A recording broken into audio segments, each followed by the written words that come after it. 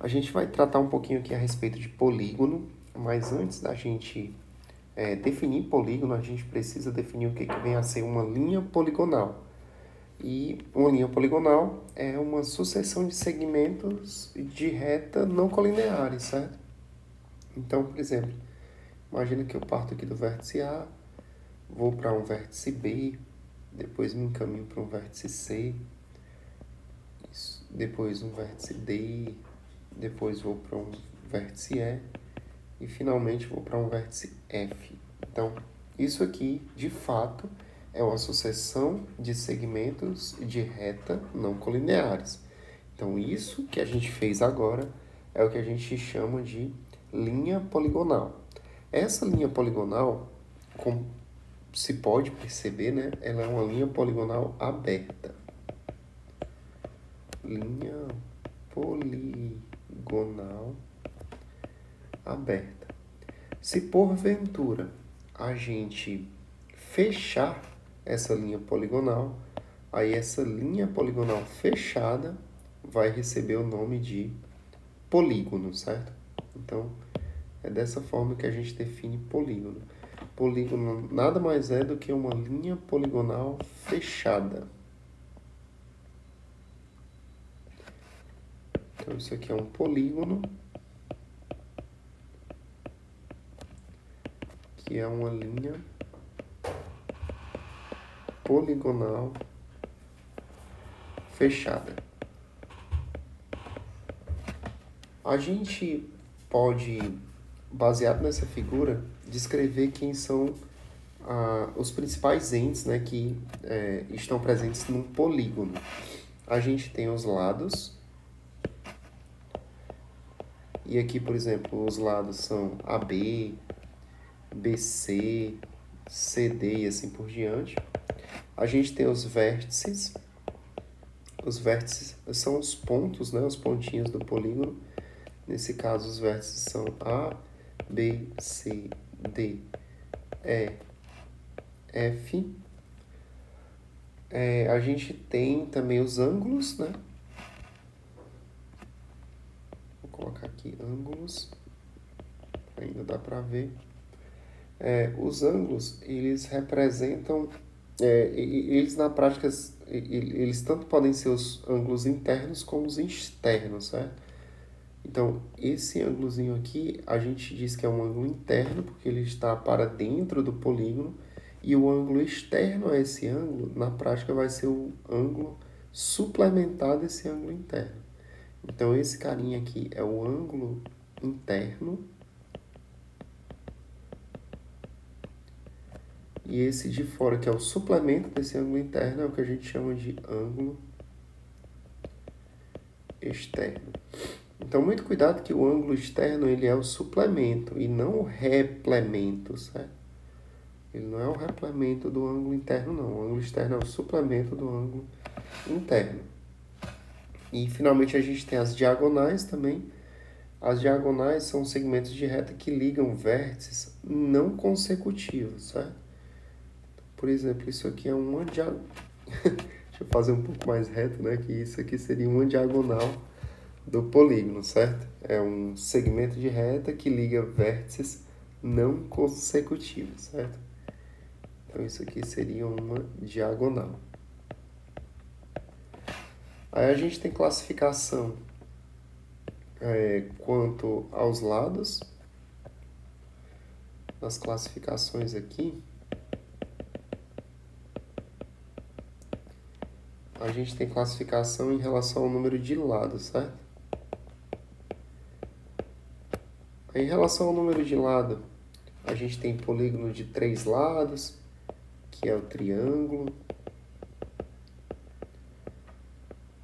4 lados, que é o quadrilátero. 5 lados, que é o pentágono, e assim por diante, certo?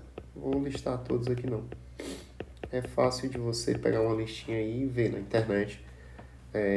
Enfim, 6 lados hexágono, 7 lados heptágono, e assim por diante. Então, essa é o primeiro tipo de classificação que a gente tem em relação a polígonos.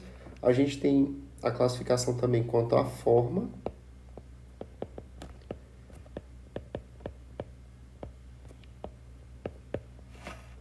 Então, quanto à forma, um polígono ele pode ser equilátero.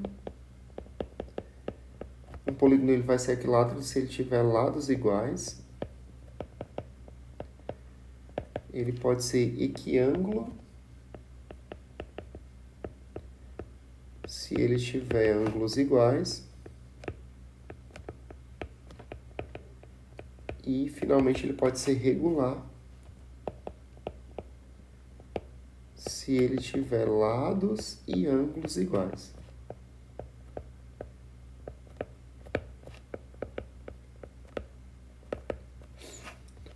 Existe classificação também quanto à concavidade dos ângulos. Então, um polígono ele é dito ser convexo quando apresenta todos os ângulos internos convexos. Todos os ângulos internos convexos. E na prática, né, isso significa menores, né, que 180 graus, né? E um polígono ele vai ser chamado de côncavo se ele apresenta pelo menos um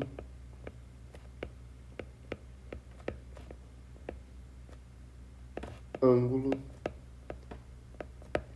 interno côncavo.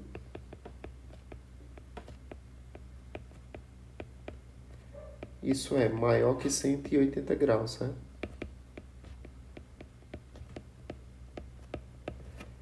Tá, então, um exemplo aqui, por exemplo, de um polígono convexo seria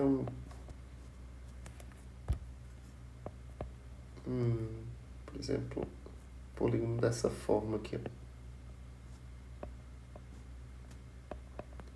Então, todos os ângulos aqui são ângulos menores que 180 graus, certo? Desse polígono.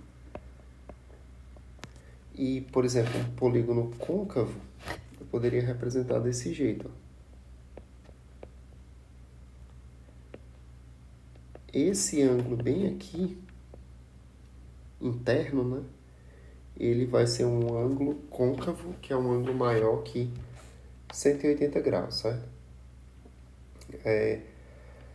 A gente tem um padrão em relação à soma dos ângulos internos.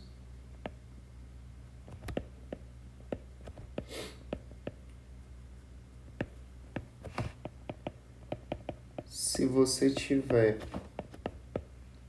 um triângulo, a soma dos ângulos internos de um triângulo sempre vai ser igual a 180 graus. Então, se você tiver um triângulo arbitrário, enfim, alfa mais beta mais gama aqui, alfa mais beta mais gama sempre vai ser igual a 180 graus se você tiver um triângulo, certo? Se você tiver um quadrilátero,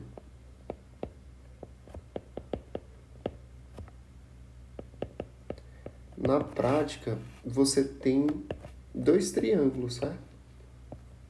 Quadrilátero aqui, facilmente você forma dois triângulos. Então, cada triângulo a soma é 180, por sua vez, no quadrilátero, a soma dos ângulos internos vai ser o dobro, porque tem dois triângulos aqui dentro, então a soma dos ângulos internos vai ser 360 graus, certo? De modo geral, tem uma formulazinha que é um polígono de n lados. Se um polígono tem n lados, a soma dos ângulos internos desse polígono vai ser igual a 180 graus vezes n menos 2, onde esse n aqui é a quantidade de lados do polígono. Então, isso aí finaliza o que eu tinha para esse assunto aqui da aula de hoje. Até mais!